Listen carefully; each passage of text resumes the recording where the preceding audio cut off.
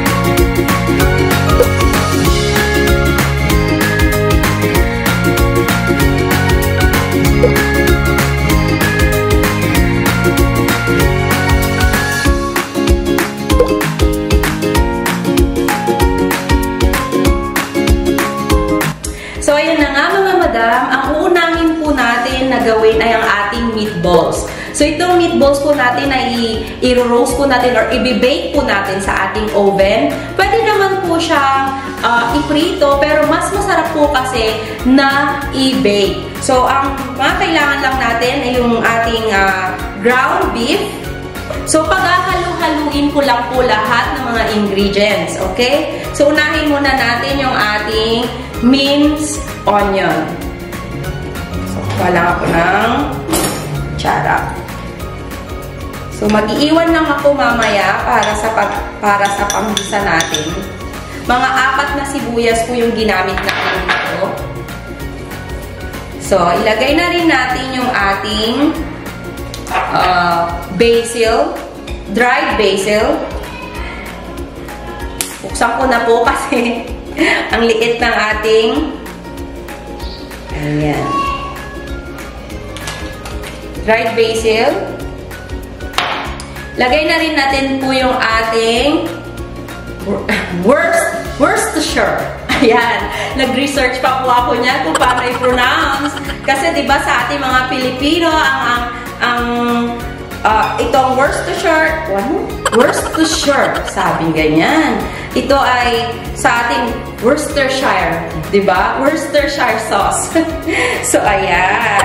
So, kailangan dapat pala nire-research natin kung paano i-pronounce yung mga words, diba? Kasi natututo din tayo niyan. Wow! Ayan.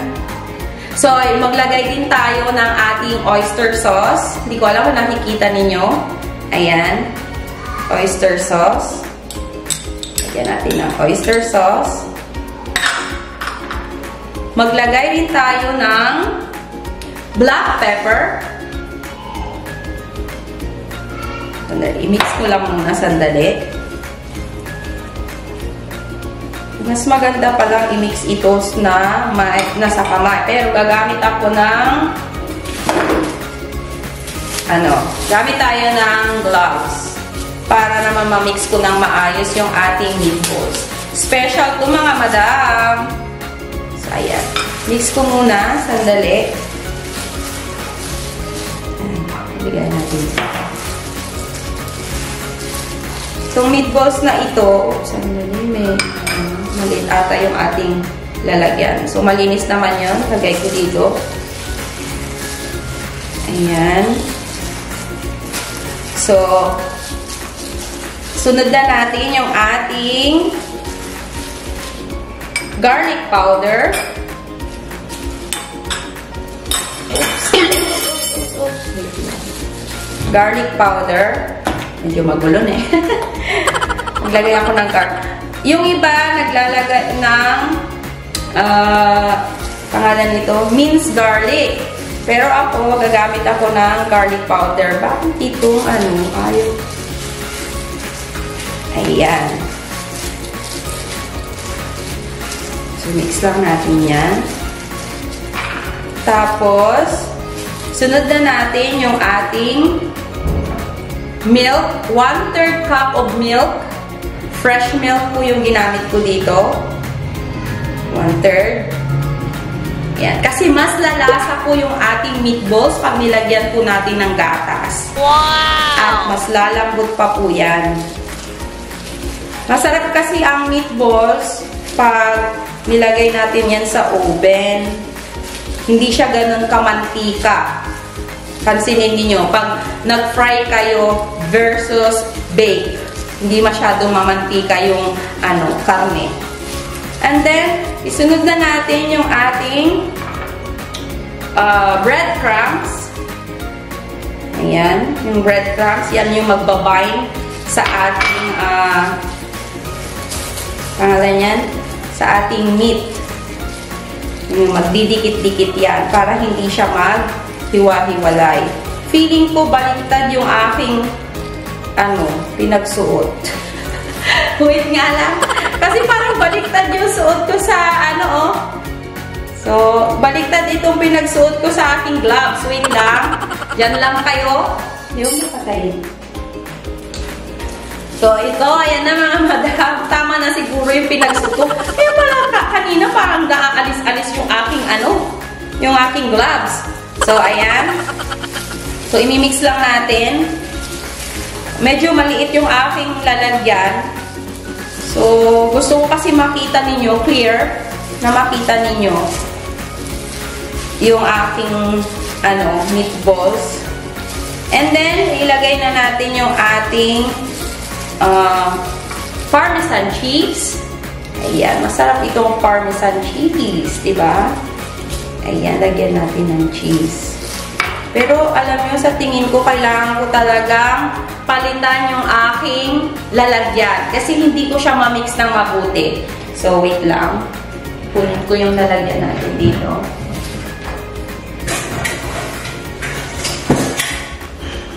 Lilipat ko siya dito para mas malaki at ma-mix natin ng mabuti. Kasi 1 kilo yung ating ground beef. Ayan. Mas nahalo ko na siya. Okay. Isunod na natin yung ating egg. 1 egg. Pero, i-mix ko na muna ng unti dito. Shake ko na muna. Para hindi na masyadong So, ayan. Ayan. Mix-mix lang. Maliit ata yung aking kamay. Bakit gano'n? Nauulog yung aking gloves. Ayan. Mix-mix lang natin. And then, pwede na nating ibilog. Magbibilog tayo. Ayan.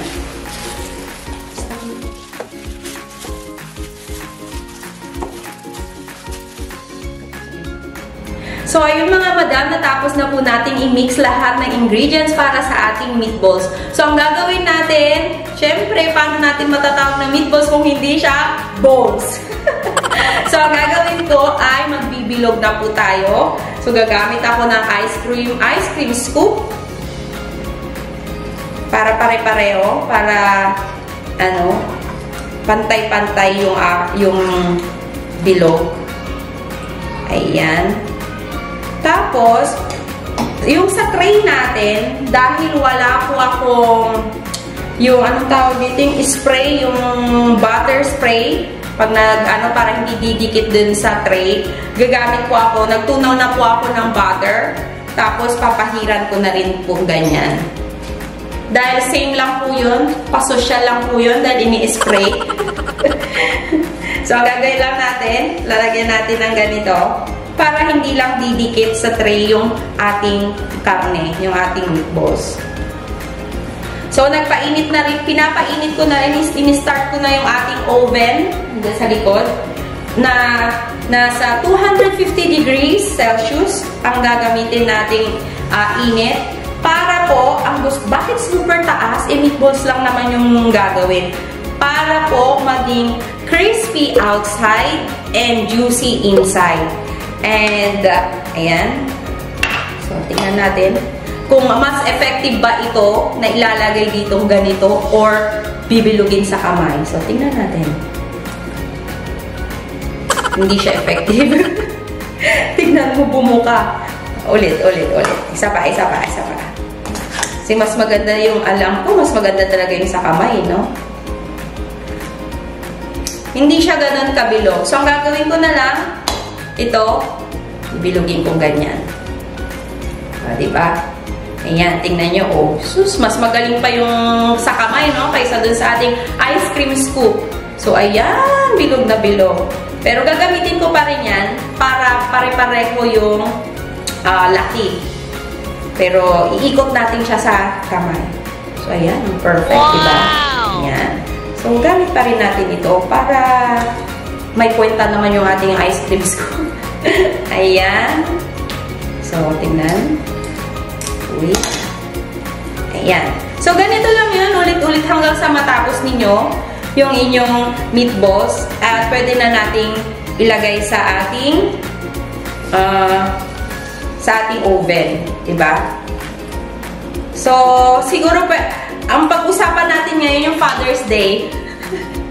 Habang nagbibilog ako, so sa mga tatay dyan, sa mga daddy, papa, happy Father's Day po sa inyong lahat. And syempre sa aking butihing asawa, happy Father's Day. Alam niyo ba, tinanong niya ako today, tumawag siya kasi super busy po siya sa work, kaya wala po siya dito sa amin. Tumawag siya, sabi niya sa akin, what are you going to cook?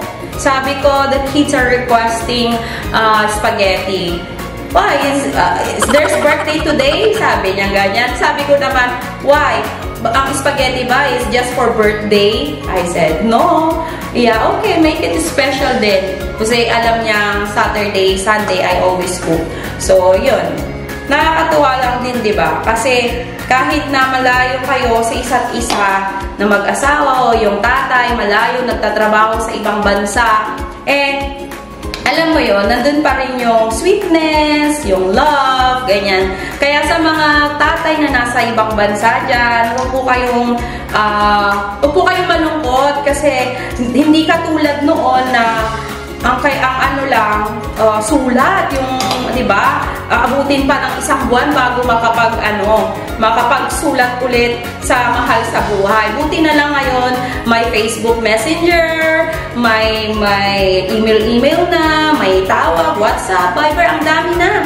Kaya hindi na ganun na na-homesick yung ating mga OFW na mga tatay dyan. So, thank you sa modern world. Thank you sa nag-invent nitong internet, di ba? Na sila lang ata yung yumayaman. So, ayan. So, ayan na mga madam. Natapos na rin natin ang ating meatballs. Ilalagay na natin siya sa ating oven para ma-bake. So, wait. Buksan po na natin.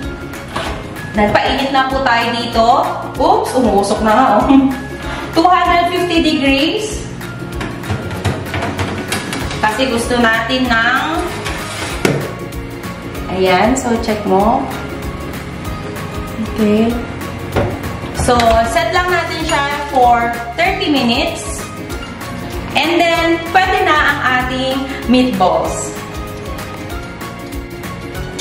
So, ayan mga madam, natapos na natin ilagay yung ating meatball sa ating oven para i-bake. Iumpisahan na natin yung ating sauce. So, super dali lang yung ating sauce sa ating spaghetti. And, papainit na tayo ng mantika sa ating pan. Switch ko muna. Baka hindi ko na naman mai-switch. So, ayan. So, pag mainit na yung ating mantika, ay yung ating pan, ilagay na natin yung ating mantika. Gagamit ako ng olive oil. Kunting olive oil. Ayan. So, hindi ko muna papakita sa inyo ng close-up. Kasi mahirapan akong kunin yung aking camera. Okay? Ayan. Kunti lang. So, pag mainit na yung ating pan, ay yung ating mantika, lagay na natin yung ating sibuyas. Ayan. So, super dali lang ng ating sauce. Nasa sa inyo po yun kung gusto ninyong gumawa ng inyong sauce na gamit ang tomatoes, yung tomato paste. Yan. Ako, bumili na po ako ng Italian tomato sauce. Italian, anong tawag dito? Italian spaghetti sauce ang aking pinili. Kasi hindi po mahilig yung aking mga anak sa sweet, yung Filipino style na sweet and spicy or Filipino style spaghetti sauce. Mas gusto nila yung Italian spaghetti at saka yung carbonara. Yan ang mga favorite nila. So, nasa sa inyo po yun. Pwede po kayong gumamit ng kahit na anong spaghetti sauce. So, lalagyan ko lang siya ng mushroom. Okay? Masarap po kasi pag may mushroom yung ating sauce. So, pag ano na to, sakto lang. So, ilagay na natin yung ating mushroom na naniwa. Mamaya ko na sa inyo ipapasilip yung niluluto ko. Ayan. Tapos, or gusto nyo na pong silipin. Naumay na kayo sa, mukha ko. Okay, wait lang.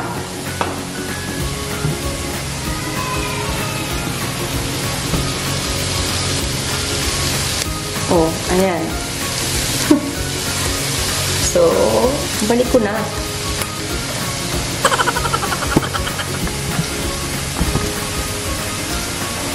Balik ko na dyan. Diba? Baba natin ng unti. So, ayan, nailagay na natin yung ating carrots at ang ating sauce. So, naglagay po ako ng carrots kasi at hindi po nakuha sa ating camera ang akala ko na i-play ko. So, nilagyan ko siya ng carrots para alam nyo yun, healthy pa rin yung ating spaghetti para sa ating mga kids. At iniwa ko siya ng maliliit. So, ayan. Huwag po ninyong lalagyan ng tubig yung inyong sauce kasi po magiging malasaw na siya. Gusto natin yung saucy yung ating spaghetti. So, maglalagay po ako ng konting paminta kasi alam ko na tong lasa ng ating Italian sauce dito ay medyo matabang. So, lalagyan ko ng konting paminta and konting magic sarap. O, ayan, lalagyan ko ng magic sarap. Konti lang. Ayan. So, mix lang natin yan. And, wala pong kahirap-hirap gumawa ng sauce. Kahit di nyo na po tikman, siguradong pwedeng-pwede na po ito dahil nga ready-made na yung ating spaghetti sauce. Pero kung ayaw nyo po ng ready-made, napakadali lang pong gumawa. Bumili lang po kayo ng tomatoes and tomato paste. And yan, pwede kayong gumawa ng ng sarili ninyong sauce. Pwede nyo ding lagyan ng basil, ganyan. So ito, super simple. And yan, ayan, and pakukulan lang natin siya, and then pwede na.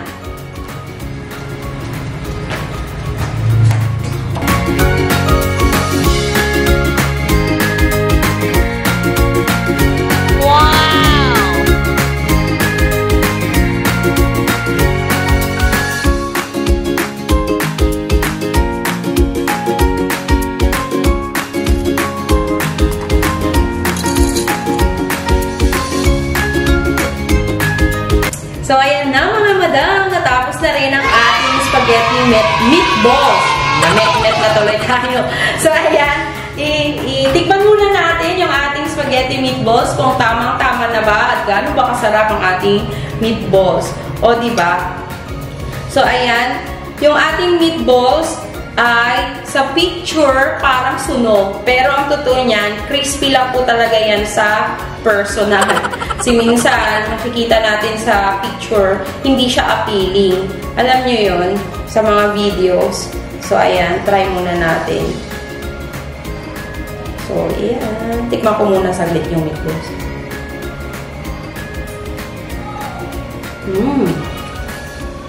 Ang sarap. Wow! Ano yun? Parang ka nasa restaurant, yung sa Italianis, mga ganyan. Ganun yung lasa. May sipon pa ako niyan, hindi ko halos malasahan talaga. Sarap. Ang sarap mga madam. Parang hindi na yata ako matatapos dito kumain